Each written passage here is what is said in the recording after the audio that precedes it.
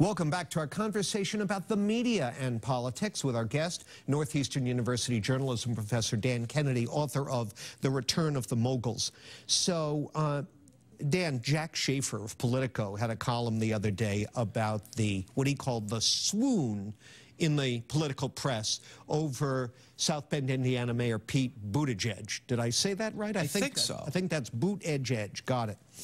And he writes, quote, "Whenever national political reporters look at the ambitious, conspicuously educated, ticket-punching, aggressively tame candidate Buttigieg, they can't help but see themselves. Think of their coverage as modest self-assessments," end quote. Do you agree with Schaefer? Yeah, I really do. And, at this point, I think it's silly to rule out any candidate. Yeah. But the fact is, Buttigieg is the 37-year-old mayor of a medium-sized city. Not exactly a lot of qualifications to bring to the table. But the media always fall in love with the Buttigieg of any particular race, from Mo Udall to Bill Bradley. For some reason, Martin O'Malley didn't catch on the last time.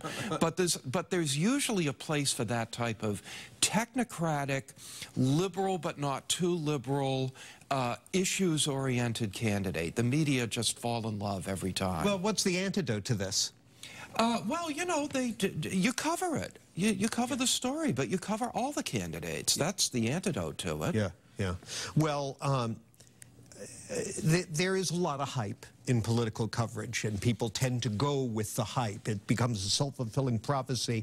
And one thing we've heard a lot about over the last few years is how digital advertising is the new frontier in politics. The Obama campaign, and particularly in 2012, with its micro-targeting of, shift workers watching, Entertainment Tonight when they get off at 2 a.m. in Akron, Ohio, that kind of thing.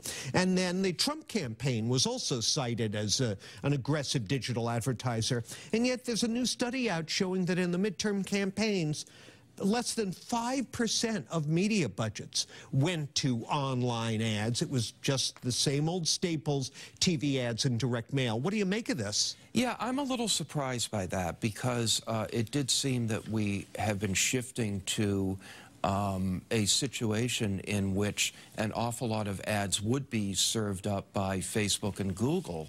So it's surprising that more money isn't being spent on that, except that, remember, ads on Facebook and Google are very cheap, so the amount of money spent doesn't necessarily reflect the quantity or the influence that they have. But frankly, I have a theory that a lot of this digital ad spending is not nearly as effective as people think it is. And my theory is based on, you ever buy a pair of socks online? I mean, all of a sudden, you've got ads for socks following you for the next 6 months.